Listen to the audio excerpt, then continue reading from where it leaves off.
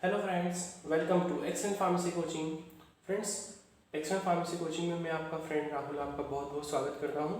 आज का हमारा जो वीडियो है वो है diagrammatic presentation of digestive system के ऊपर। ठीक है, डाइजेस्टिव सिस्टम को हम डायग्राम से समझने की कोशिश करेंगे कि डाइजेस्टिव सिस्टम क्या होता है। ठीक है, सो डाइजेस्टिव सिस्टम जो होता है उसमें दो पार्ट होते हैं। एक होता है एलिमेंट्री ट्रैक्ट या एलिमेंट्री कैनॉल, जिसको हम जीआई ट्रैक्ट भी बोलते हैं, और एक होता है एसेसरी ऑर्गन्स। ठीक है, एलिमेंट्री कैनाल जो होती है वो मेन पार्ट होती है डाइजेस्टिव सिस्टम का, और एसेसरी ऑर्गन्स जो होते हैं वो सहायक अंग होते हैं। वो भी पाचन में मदद करते हैं, पर ये सहायक अंग होते हैं। ठीक है, तो स्टार्ट करते हैं डाइजेस्टिव सिस्टम को। डाइजेस्टिव सिस्टम में एलिमेंट्री कैनाल जो है, ये जिसको हम गैस्ट्रोइंटेस्टाइनल ट्रैक्ट बोलते हैं, वो स्टार्ट होती है माउथ से और खत्म होती है एनस पर। ये आप देख रहे हैं, ये ह्यूमन का डाइजेस्टिव सिस्टम बना हुआ है। इसमें स्टार्टिंग हुई है माउथ से, फिर माउथ के बाद पीछे का पार्ट फेरिंक्स, फिर ईसोफेगस, ये ट्यूब लाइक स्ट्रक्चर, नली जैसा स्ट्रक्चर जो है वो ईसोफेगस है। देन ये स्टमक है, स्टमक के बाद नीचे की ओर स्मॉल इंटेस्टाइन है, फिर लास्ट में लार्ज इंटेस्टाइन है, और लास्ट में रेक्टम से होता हुआ एनस, लास्ट पॉइंट होता है वो एनस होता है। मतलब एलिमेंट्री कैनाल माउथ से लगाकर एनस तक होती है। ठीक है, इसमें कुछ एसेसरी ऑर्गन्स भी आते हैं, जैसे लीवर, पैंक्रियास, सैलिवरी ग्लैंड्स। ठीक है, लीवर ये यहाँ पर इस तरह से होता है लीवर, पैंक्रियास स्टमक के नीचे की ओर यहाँ पर होता है, और जो सैलिवरी ग्लैंड्स होती हैं वो इस जगह पर होती हैं। ठीक है, तो ये सैलिवरी ग्लैंड्स भी हमारे फूड को डाइजेस्ट करने में मदद करती है। तो ये हो गया ह्यूमन का डाइजेस्टिव सिस्टम। अब हम बात करते हैं एलिमेंट्री कैनाल के बारे में। ठीक है, तो एलिमेंट्री कैनाल जो है उसी को हम बोलते हैं gastrointestinal tract, GI tract, gastrointestinal. ये गैस्ट्रो मतलब स्टमक, और इंटेस्टिनल का मतलब होता है इंटेस्टाइन, दोनों, स्मॉल इंटेस्टाइन और लार्ज इंटेस्टाइन, ये दोनों मिलाकर हम उसको एलिमेंट्री कैनाल को गैस्ट्रोइंटेस्टाइनल ट्रैक्ट भी बोलते हैं, जीआई ट्रैक्ट भी बोलते हैं। ठीक है, तो स्टार्ट करते हैं हम एलिमेंट्री कैनाल को।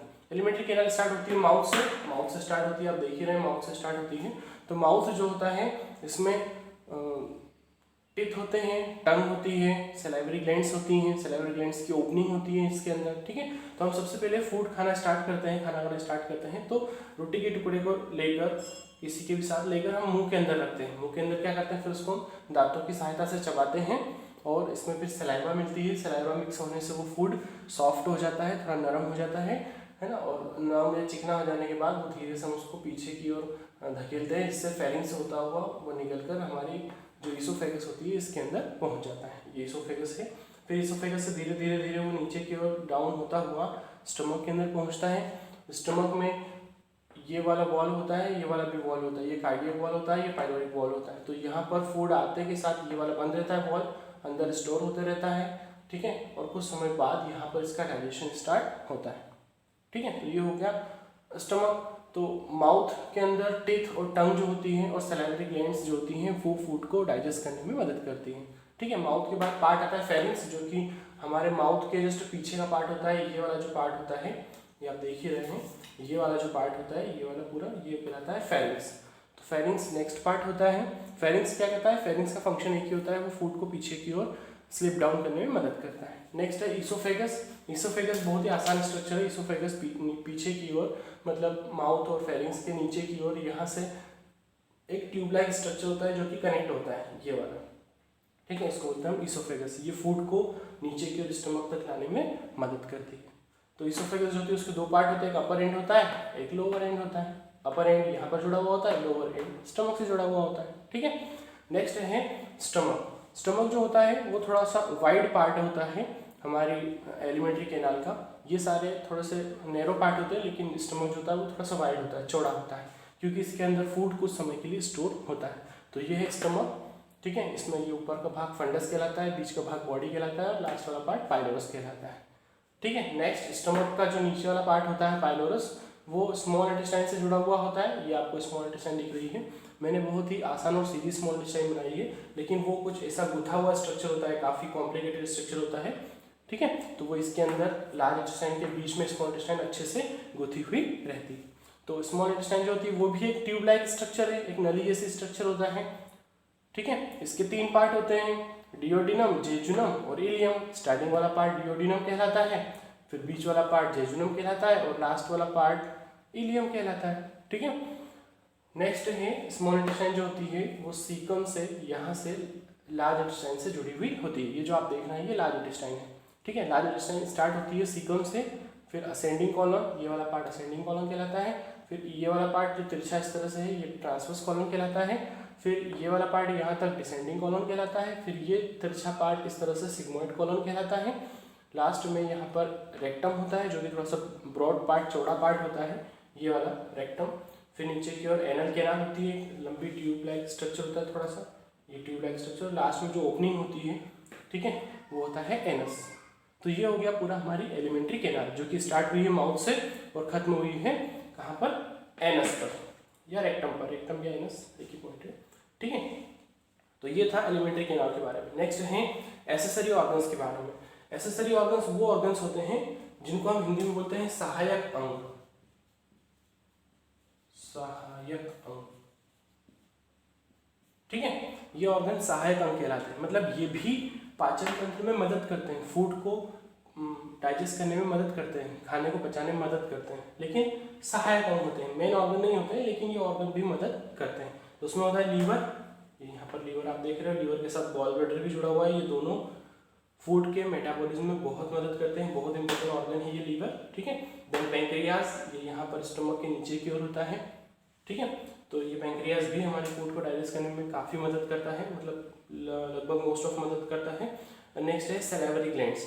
हमारे जो माउथ होता है उसके अराउंड कुछ ग्लैंड्स होती हैं, जैसे सैलिवरी ग्लैंड्स में पैरोटिड ग्लैंड होगी जो कान के जस्ट थोड़ा सा आगे की ओर होती है, सबलिंगुअल ग्लैंड, सबमैंडिबुलर ग्लैंड, ये ग्लैंड्स अपनी अपनी डक्ट के थ्रू माउथ के अंदर ओपनिंग देती है। जब भी हम फूड को रखते हैं और चबाते हैं तो इन ग्लैंड से सिक्रीशन आता है जो कि सलाइवा कहलाता है। वो सलाइवा से हमारे फूड का कुछ पार्ट डाइजेस्ट हो जाता है और वो उस फूड को चिकना बना देता है, ताकि जब हम पीछे के उसको निकलें तो ये फेरिंग्स से होता हुआ हमारी इसोफेगस से होता हुआ स्टमक तक आसानी से पहुंच जाए।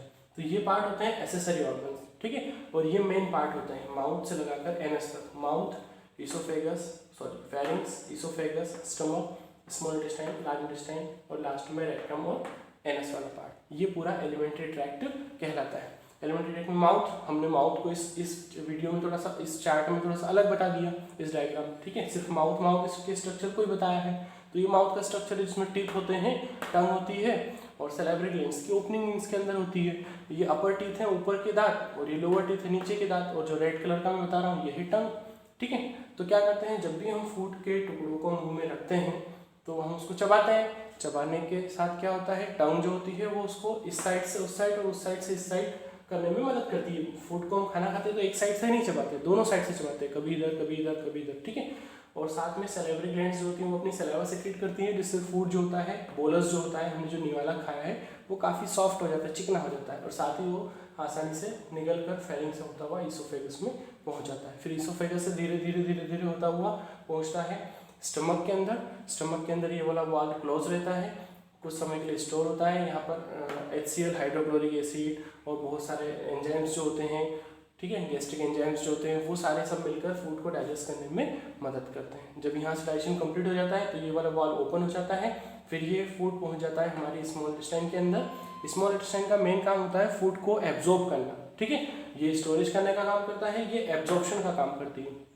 हमने जो भी खाना खाया है उसमें जो भी carbohydrate, protein, fat, vitamin, minerals, water, जो भी न्यूट्रिशन है वो सारा न्यूट्रिशन स्मॉल इंटेस्टाइन से हमारी बॉडी में एब्जॉर्ब हो जाता है। ठीक है, फिर स्मॉल इंटेस्टाइन के डिओडिनम से होता हुआ फूड डाइजेस्ट होता हुआ, एब्जॉर्ब होता हुआ, फिर वो जेजुनम में आता है, जेजुनम से लास्ट में वो इलियम में आता है, और इलियम से अनडाइजेस्टेड और अनएब्जॉर्ब्ड फूड जो होता है, मतलब जो वेस्टेज फूड होता है, वो लार्ज इंटेस्टाइन के अंदर पहुँचता है।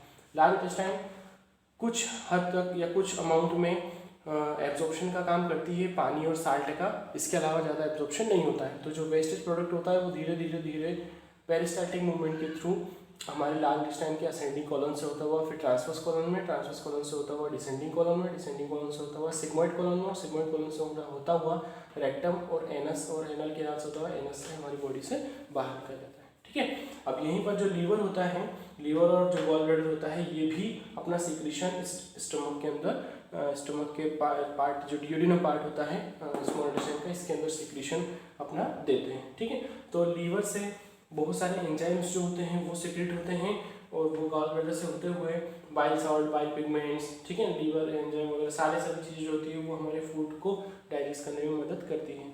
ये सारा जो फूड का लीवर का पार्ट होता है, केमिकल्स होते हैं, वो यहाँ पर स्मॉल इंटेस्टाइन के यहाँ पर आकर ओपनिंग में आकर फिर इसके अंदर मिल जाते हैं, ठीक है। पैंक्रियाज जो होता है, पैंक्रियाज भी पैंक्रेटिक डक्ट होती है, पैंक्रेटिक डक्ट, इसको पैंक्रेटिक डक्ट बोलते हैं। पैंक्रेटिक डक्ट के अंदर यहाँ पर बहुत सारे एंजाइम्स होते हैं, पैंक्रेटिक एंजाइम्स, और साथ ही इंसुलिन वगैरह, ये सारी चीज़ें सिक्रेट होकर ये भी हमारे फूड के अंदर मिलती है और फूड को डाइजेस्ट करने में मदद करती है, ठीक है। और ये तो सलाइवरी ग्लैंड्स है, ऊपर से जब स्टार्ट हुआ तभी मैंने आपको बता दिया कि यहाँ से सलाइवा इन डक्ट से होता हुआ ये जो आप देख रहे हैं small intestine, sorry salivary glands की डक्ट है, सब मैंडिबुलर ग्लैंड की डक्ट है, सब लिंगुअल ग्लैंड की डक्ट है, ये सारी डक्टें यहीं माउथ में ओपन होती है और सलाइवा यहीं पर सिक्रेट होता है, ठीक है। तो ये था diagrammatic presentation of digestive system के बारे में। बहुत ही आसान था दोस्तों।